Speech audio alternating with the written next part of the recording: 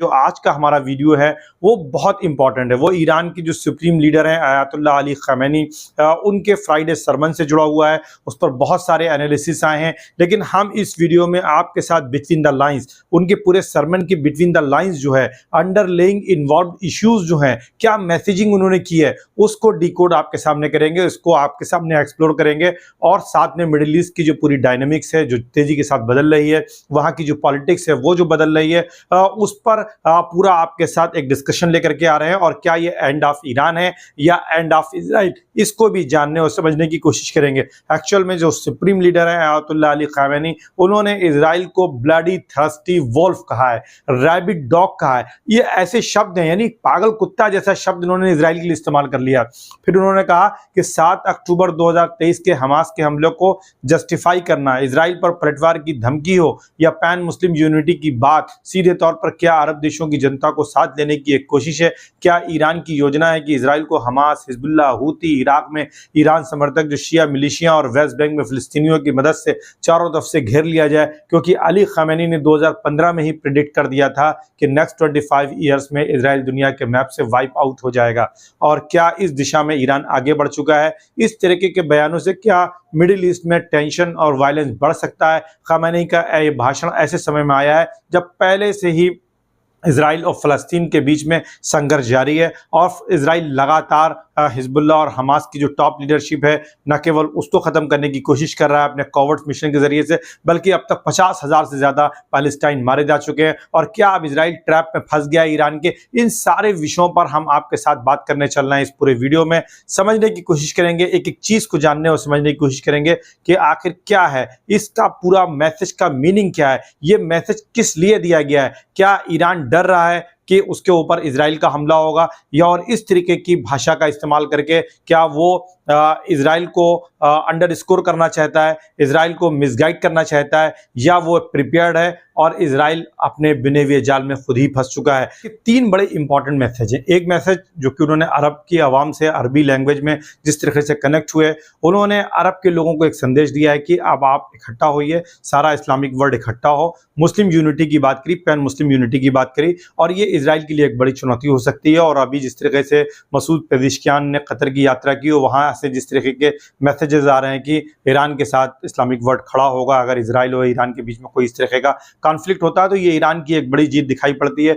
दोनों इजराइल और ईरान के बीच में बॉर्डर शेयर नहीं होता है, हालांकि दोनों एक दूसरे के ऊपर जो है एयर स्ट्राइक कर सकते हैं। ईरान की तरफ से एयर स्ट्राइक मिसाइल्स और ड्रोन की शक्ल में हो सकती है, और इजराइल चूंकि एयर सुपीरियरिटी रखता है, वो जो है एयर स्ट्राइक भी साथ में कर सकता है। लेकिन जिस तरीके का नेवेतिम एयरबेस पर जो इमेजेस जारी की गई हैं, सैटेलाइट सामने आ रही हैं खबरें कि बड़े पैमाने पर F-35 उनके शायद वहां पर डिस्ट्रॉयड हो गए हैं, तो कहीं ना कहीं उनकी भी लिमिटेशन जरूर होगी। और एक एयर बेस पर अगर लगातार हमले ईरान करेगा तो फिर उनको ऑपरेशनल रखना, अमेरिकन कैरियर्स हैं, चाहे वो आइजनहावर हो या दूसरे जो कि मेडिटेरियन में और रेड सी में मौजूद हैं, अगर वहां से वो एयर स्ट्राइक करेंगे तो उनके लिए भी खतरा बढ़ जाएगा। और मैंने जैसे पहले भी कहा कि क्या अमेरिका रूस के भी ट्रैप में आ जाएगा, क्योंकि रूस का मस्कोवा जो एक डिस्ट्रॉयर था उसको यूक्रेन ने मार गिराया था, इसी तरह से ब्लैक सी में जब कोऑर्डिनेट अमेरिका और वेस्टर्न कंट्रीज ने प्रोवाइड कर दिए थे। ठीक क्या वैसे ही अमेरिका के साथ भी हो सकता है? ये भी एक बड़ा सवाल है। दूसरा सबसे बड़ा सवाल ये है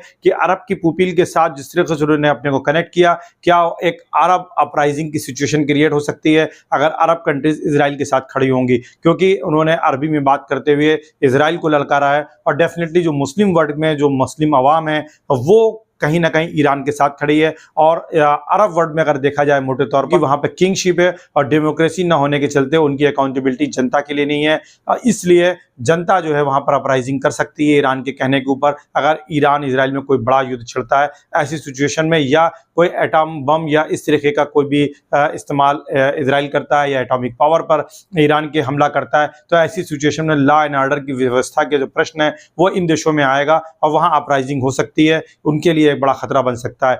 तीसरी जो चीज जो सबसे इंपॉर्टेंट है, क्या ईरान इजराइल को खत्म कर देगा या इजराइल ईरान को खत्म कर पाएगा? ये सबसे बड़ा सवाल है। लेकिन आज के अगर सिनारियो को देखें तो जिस तरीके से एक्सिस ऑफ रेजिस्टेंस अपने को ऑपरेट कर रही है, इजराइल को पूरी सफलता अभी गाजा में भी नहीं मिली है, आप इसको अच्छी तरीके से जानते हैं। अभी भी उनके हॉस्टेजेस जो हैं पैलेस्टीनियंस पुपील के साथ, यानी गाजा के हमास के लोगों के पास मौजूद हैं, और उनका पता अभी तक आईडीएफ या इजराइल की आर्मी या मोसाद नहीं लगा पाए हैं। ये बहुत बड़ी नाकामयाबी है इजराइल की, और आज 7 अक्टूबर से बस आप एक दिन दूर हैं। और इस तरीके से अगर आप देखें तो मोटे तौर पर 1 साल के बाद भी वो अपने हॉस्टेजेस को फ्री नहीं करा पाए हैं। पूरा कंट्रोल उनका गाजा पर भी नहीं है। हालांकि उन्होंने पूरे गाजा को एक तरीके से स्टोन एज में कन्वर्ट कर दिया है, एयर सुपिरियरिटी उनके पास है, लेकिन जमीन पर वो हमास के जो लड़ाके हैं उनको भी कंट्रोल नहीं कर पाए, जो इजरायली आर्मी की लिमिटेशंस को दिखाता है। ठीक इसी तरीके से लेबनान में उन्होंने अपना ऑपरेशन शुरू किया है।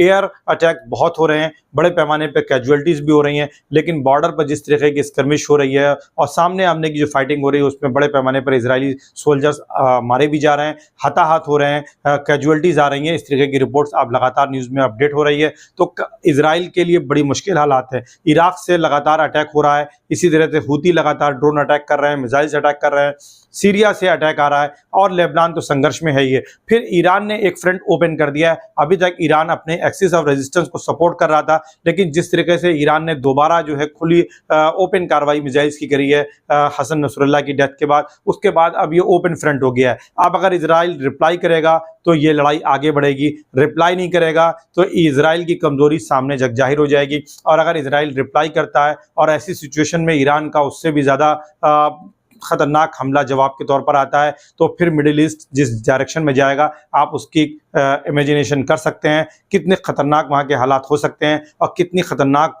पोजीशन पर इस टाइम मिडिल ईस्ट बैठा हुआ है, इसका आप सभी को अजम्पशन होगा। इसलिए पूरी दुनिया को ये कोशिश करनी चाहिए कि जो पैलेस्टीनियन इशू है उसको जल्द से जल्द रिजॉल्व किया जाए, और पैलेस्टीनियन लोगों को अब किसी तरीके से मिसगाइड ना किया जाए, क्योंकि इस तरीके की बात लगातार आ रही है कि गाजा में भी एक पैलेस्टीनियन अथॉरिटी बना दी जाए और इस तरीके से वहाँ के लोगों को कंट्रोल करके रखने की कोशिश की जाए।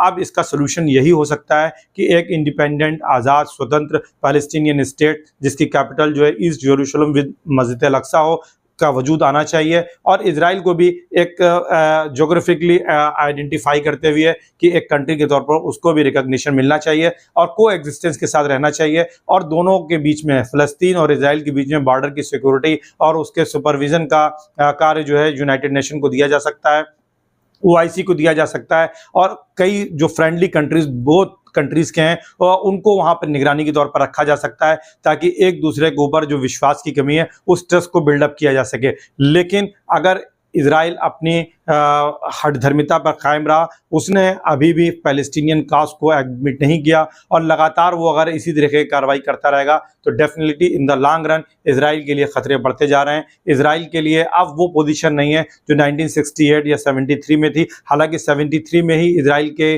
जो वीकनेसेस थी वो जाहिर होकर के सामने आई थी। हालांकि उस टाइम मीडिया जिस तरीके का था वो खबरें बाहर नहीं आ पाई, और फिर 2006 में जिस तरीके से हसन नसरुल्लाह ने हराया इजराइल को और इजराइल को मजबूर होकर के एक संधि उनसे समझौता करना पड़ा, फिर इसी तरीके से गाजा को उनको छोड़ना पड़ा। तो ये वो सारी चीज़ें हैं जो ये बता रही हैं कि इजराइल अब स्ट्रांग नहीं है। इजराइल का प्रोपेगेंडा ज़्यादा है ताकतवर होने का। इजराइल की जो कुछ भी ताकत है वो अमेरिका की ताकत है, अमेरिका की बैकबोन है। अगर आप अमेरिका को हटा दें तो इजराइल कुछ ही समय की बात है। इसलिए इजराइल को भी अब रियलिटी को एक्सेप्ट करना चाहिए, वरना द एंड ऑफ इजराइल हो सकता है, इस बात से इनकार नहीं किया जा सकता है। और एंड ऑफ ईरान, चूंकि ईरान एक बहुत ही प्राचीन कंट्री है, बहुत ही पुराना देश है, और ईरान का जो ज्योग्राफी है, ईरान का जो सभ्यता है, सिविलाइजेशन है, वो बहुत पुराना है और ईरान इन चुनौतियों का सामना कर सकता है। ईरान के लिए एग्जिस्टेंशियल थ्रेट नहीं है, लेकिन इजराइल एक क्रिएशन है, वेस्ट की क्रिएशन है, colonial imperialistic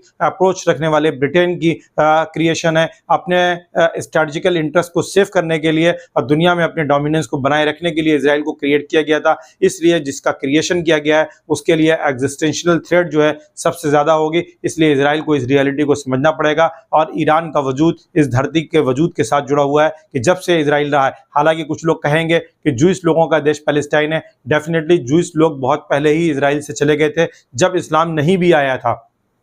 purified version of Islam जब दुनिया में नहीं आया था प्रॉफेट मोहम्मद सल्लल्लाहु अलैहि वसल्लम से पहले, उससे पहले ही जूइश लगभग 500 साल पहले दुनिया भर में वहां से चले गए थे, और उनको हराने वाले, उनको भगाने वाले रोमन्स थे। हालांकि एक टाइम था कि जब साइरस द ग्रेट ने उनको, ईरानियन जो किंग था उसने इन जूस लोगों की मदद करी थी और बेबीलोनियन अंपायर से बचाते हुए। ये भी इतिहास का एक फैक्ट है। लेकिन आज वही बेबीलोनियन जो सिविलाइजेशन है और साथ ही साथ ईरानियन सिविलाइजेशन है, ये दोनों आज इजराइल के लिए एक बड़ी थ्रेट बनकर को उभर करके आए हैं। और इसके लिए सिर्फ इजराइल को ही जिम्मेदार माना जा सकता है, क्योंकि वो लगातार निहत्थे बेगुनाह लोगों पर जुल्म कर रहा है। उसे ये जुल्म बंद करना होगा और पैलेस्टीनियंस की जो वैलिड डिमांड्स है उसको उसे एडमिट करना होगा। कैसा लगा मेरा एनालिसिस? कमेंट और शेयर जरूर करिएगा। Thank you.